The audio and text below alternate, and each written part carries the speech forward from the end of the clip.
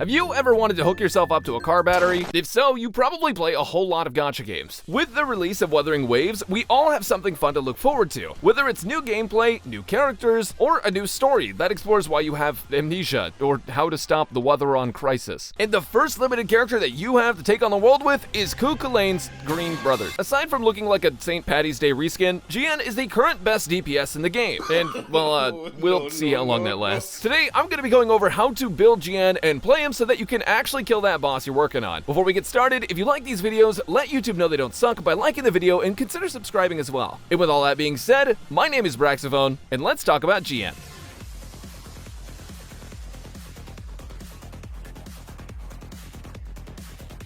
Jiyan is actually a very straightforward DPS character who brings a lot to the game. When you're playing him in the game, he feels really slippery and moves a lot. He can parry a ton on accident with his ultimate, and most importantly, Xiaomein's finally got the evolution they were looking for. Jiyan is like if you took a cat with the zoomies and taped it to an atomic bomb. The amount of damage he can dish out is crazy. So what does he do? Well, Jiyan's damage outside of his Resonance Liberation isn't too different from most DPS characters, but when he activates it, he becomes Imbibitor Lunae. He'll start wuthering his wave around and dishing out a ridiculous amount of AoE damage, while also picking up and dragging smaller enemies by their feet. He does so many hits during this damage window that he takes the skill out of parrying. Like literally, you actually don't have to parry anymore, he just does it all himself. During his Resonance Liberation, Jiyan also has increased resistance to interruption, which makes him a lot easier to spam attacks with, and all of his attacks except his skill are considered heavy attack damage. Basically, the only thing you have to do on Jiyan is make sure that when you use his Liberation, you have half of his Forte gauge filled up. When playing Jiyan, the green bar at the bottom of your screen shows his resolve, and when it's halfway full, or at least 30 resolve, that's when it's safe to use his Liberation, since that will dish out a quick arrow damage nuke before you actually enter his enhanced state. His skill also plays off his resolve, where if you use a skill with at least 30 resolve, which again is half a bar, he'll increase the damage output by 20%. When I first saw this, my instinct was to call him Zhao Pro Max, except he's actually fun to play. His skill generates 16 energy, and when he's in his Liberation, his skill gets a damage bonus without taking resolve at all. Now, as a DPS character, his outro skill is just going to be a big damage hit, and his intro skill is also damage, but it gives him 30 resolve. In fact, his intro skill and regular field time where he uses basic and heavy attacks are the only ways to actually get resolve. Now, since he gains 30 resolve from his intro, it's always safe to use his ultimate. I need to get used to saying Liberation. It's always safe to use his Liberation right after his intro skill, because you'll get the extra damage from the enhanced Liberation, and then because he'll be in his Resonance Liberation, when you use his skill, he'll get the damage bonus, and he'll get energy back. If you use his skill before his Resonance Liberation, but he already has the gauge full, you're basically just wasting that energy. Now, when you have more of Jiyan's abilities unlocked, he actually has a passive that gives him an attack bonus for 15 seconds after his intro skill, and he has a second passive that gives him 12% crit damage after every hit, which basically just means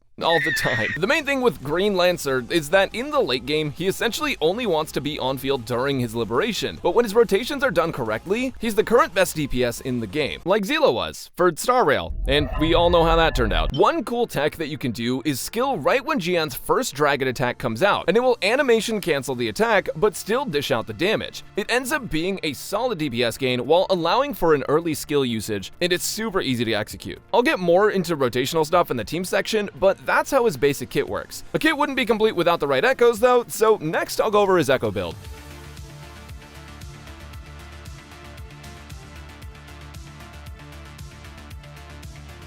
This is my first time doing a video like this for Wuthering Waves, and honestly, it's just a huge experiment. Like, how the hell am I supposed to describe 15 different animals and ways to cast their superpowers to you?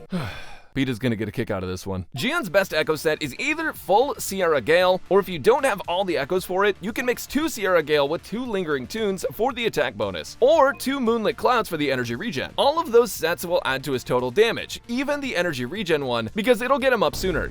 It'll get up his Liberation up. But the best setup is usually gonna be the full Sierra Gale setup, just due to it giving 45% arrow damage bonus total after an intro skill is cast. For his main echo, you're gonna want to go with the Big Monkey. The Big Monkey is best since it's a multi-hit of arrow damage that generates energy for him even after he swaps off. You can actually swap cancel this monkey off the field to make it so Jiyan is passively gaining energy from its hits when you're already on the next character. Honestly, this is the only one I would use at the moment, especially since if you use it at the right time, Jiyan can even take advantage of its bonuses. The monkey gives arrow damage bonus and heavy damage bonus, so if you manage to use it at the right time, it can be huge for Jiyan. For the rest of the echoes, it doesn't really matter what you pick. For main stats, you just want to make sure that you go for a crit stat on the 4 cost echo, arrow damage, or worst case energy regen on the 3 cost, and attack percent on the 1 cost. Specifically for energy regen, it depends how good you are at the game. If you swap to Jiyan in the middle of your rotation with another character without proccing the outro skill, and use Jiyan's skill or his echo and then swap back, you can get a bunch more energy before he actually gets his field time, meaning that your cost for his ultimate will be a lot lower. With that said, for the average player, they will likely want around 150% energy regen, but for a player performing more swaps, you can easily run around 120 to 130 energy regen and be perfectly fine. Now for some stats, since you only want to use Jiyan during his enhanced state for the most part, you want to focus on things like energy regen to the right amount, and then crit stats to get a solid crit ratio. For some reason, 50% crit damage in this game is actually 150%, probably to confuse you specifically. So ultimately, you'd want a ratio of at least 50% crit rate to 200% crit damage to reach the golden ratio of 1 to 2. Yeah, that makes sense to me. The other stats you can go for are heavy attack damage bonus and attack percent. Now here's a basic summary of what to use for Jiyan, and hopefully this will give you something to aim for.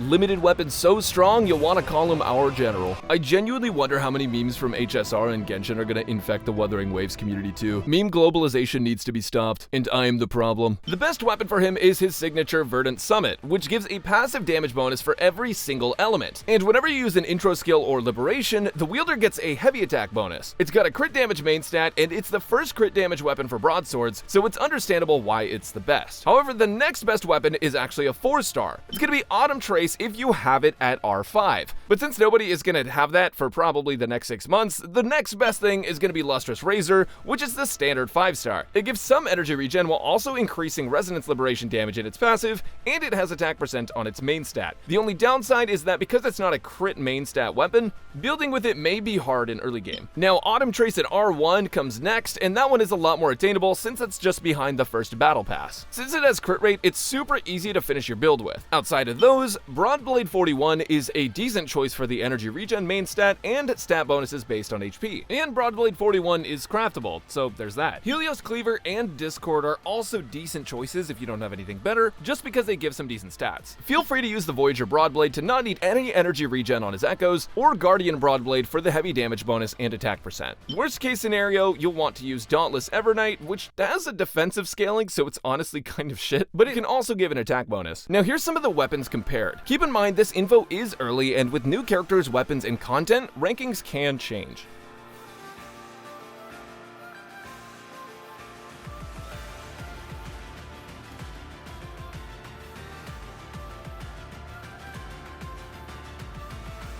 Due to our limited pool of characters in Wuthering Waves at launch, this team section is going to be pretty small, so what I want to do instead is tell you who Jiyan works best with, but also give you some examples of how exactly you play him. It's really easy to go over all of the kit stuff, but it's a completely different thing to see it all in action. Now, Wuthering Waves is a rotational game, and we'll go over those rotations in depth, but first, let's talk about what he works best with. Now, you're going to see these two in basically every team as a possibility. The reason is Morphe is just such a good sub DPS character that also can boost your team's attack, specifically at sequence node 6, and he also boosts heavy attack damage, which Jiyan's ultimate or Resonance Liberation is all of. And then of course you have to run Nahida at home because she provides some of the biggest buffs in the entire game. So how exactly does this work? Well, you're going to want to start with Verena to get her buff up. As you can see, Verena's outro skill is going to give your entire team 15% damage deepen, which is a 1.15 times multiplier on all of the damage they deal for 30 seconds. This means that this rotation is going to last roughly 30 seconds. The goal is to start on Verena, trigger her attack buff, the healing set if you have it on her, and all of this damage deepen, move to Morphe, deal some on-field damage for a few seconds, get his ultimate out that does coordinated attacks, and then proc the intro skill for Jiyan, and immediately go into his Resonance Liberation. Ideally, you'll never have to take him out of his Resonance Liberation, you'll be able to always play him in it. This team works so well because of the all-type damage deepen and the heavy attack damage deepen, and Jiyan just being an absolute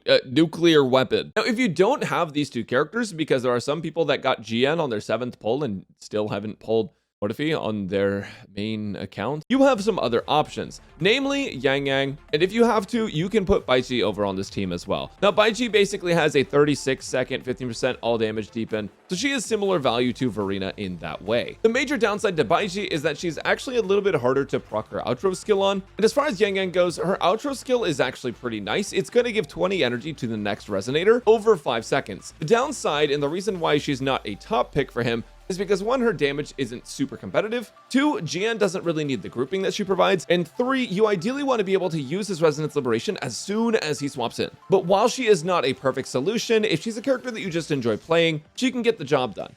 So this is a newer account, so don't expect insane damage here, but let me show you what the rotation looks like. Go ahead and use Verena's ultimate so that way we can get our concerto gauge up, and we're going to try to proc our outro skill as fast as possible. Now we're going to use the bell right before we switch off, straight into Morphe. Now we already have Morphe's ultimate ready. This does not matter. We're not going to use it until we swap off Morphe.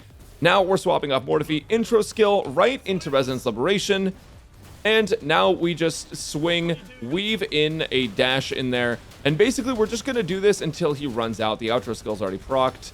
And then we're going to Hoot Chief right after. We're going to wait till Hoot Chief does 1 hit, swap. And now we're back to Verena. Now, the goal is just to proc the outro again, which we've done. Use Bell. Go back in. Morphe time. We've already got the outro skill, so we can go ahead and just use this. And now we can just ult immediately. A Resonance Liberation. We're just going to sweep the enemies around. Again, the bird's already in the air, and just like that, it's super fast clear, even with these terrible builds that are not even leveled. So the goal is to basically just keep cycling through these characters and empower Jiyan as much as possible. Because as I showed earlier, she's going to give 15% damage deepen. Morphe's going to give 38% damage deepen, and if you get him to S6, he's going to give some attack buffs. Rena's also giving attack buffs, and if she has the full healing set, she gives even more attack buffs. So all of those things stacked up with Jiyan are absolutely insane. Now, what do you do if you don't actually have enough energy to go into Jiyan right away? As I've mentioned before, it's best not to play Jiyan on field without his Resonance Liberation, but there's actually a couple things you can do to fix this. As long as you're paying attention to your concerto gauge down in this corner, you can swap to Jiyan and use the skill anytime during your other character's field time. So let me show you what that looks like. I'm going to dump Jiyan's Resonance Liberation right now. We're not going to use that. Now, if I'm playing Jiyan and I'm not going to have enough energy by the time that he comes back around, what I can do is I can just start playing Verena, doing my thing. She's going to proc her concerto really fast, and we're going to swap to Morphe. Now, Morphe needs to proc it, but what we can do is just quickly swap to Jiyan, back to Morphe. And in that time, we got more energy for Jiyan's Resonance Liberation. You can also do this with his Echo. So you can go ahead and skill here, and then use his Echo, do a hit, swap back to Morphe. And what that'll do is actually give Jiyan the bonuses that he's looking for right before he actually comes back on field. So now he has the arrow damage bonus, as well as enough energy. We come back in, we sweep up enemies. It's pretty crazy. We're already missing Verena's buff, so, you know, the damage that we're doing is without that, but there are ways to funnel energy for him. And if you're good at the game and you're paying attention to all of the energy needs of your characters and swapping around, it's really not that hard to do. You just swap before the concerto gauge fills up because you don't want to waste that outro skill. So like our concerto gauge isn't filled right now, so we can just swap to Jiyan, do this, swap back. And you can do that at any point during the fight. Now, one last thing before we move on is I want to talk about a Jiyan tech that you should absolutely abuse during your rotation. So when you're in his Resonance Liberation, you'll notice that you can still use your dash at any time. I can still use it now, and you still are getting like a decent amount of damage. But what if I told you you could animation cancel this attack, but still get the damage out of it? Well, if you do this, where you use his Resonance Liberation, you swing, and then dash during the swing, the dragon will keep circling around you. What this means is you still get the damage from the dragon, but you also are getting the dash damage. And stacking those two things together makes a huge difference in your overall damage. You should always try to make sure that you do your dash during when the dragon is out, so that way you can keep that damage rolling the entire time. You definitely don't want to stop attacking before you do this, or skill before you attack, because you lose out on so much damage from that dragon. This team's actually super easy to execute, and I'm so glad they gave us an easy team to begin with. Once you get the timings down of Nahida at home and Bill Nye the Science Guy, you will be good to go, and free to flex with his Echo or his Resonance skill.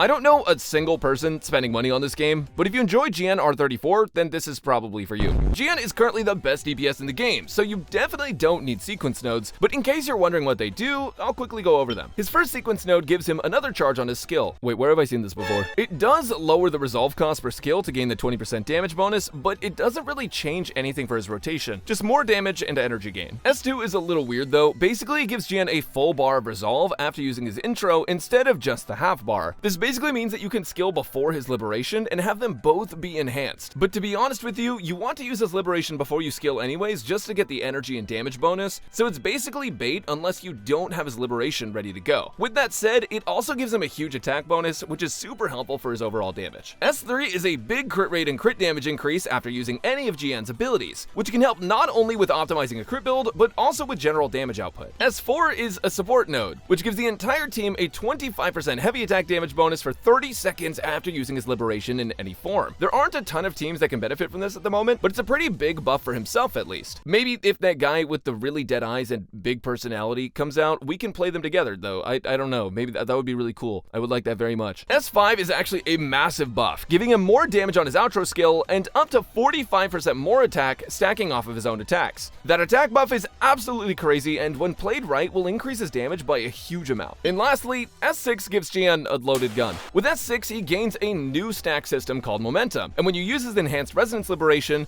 it consumes the stacks and increases the damage multiplier of his attacks based on the amount of stacks, up to 2. The increase is actually huge, and when stacked up with all the other buffs he gets, for the low cost of using his intro skill, resonance skill, or heavy attack, it's pretty dang crazy, as it should be for spending like $1,000. With that said, I absolutely would not recommend going for high sequence nodes on Jiyan, since Wuthering Waves is so new and you can get a ton more benefits from handing Jiyan a better weapon. His weapon this early in the game and into the future will be huge, especially since the effect is so generic that many broadsword users can actually use it. I'm actually horrendously addicted to this game, so I'm gonna end the video so I can go back to playing, but let me know if you could take him.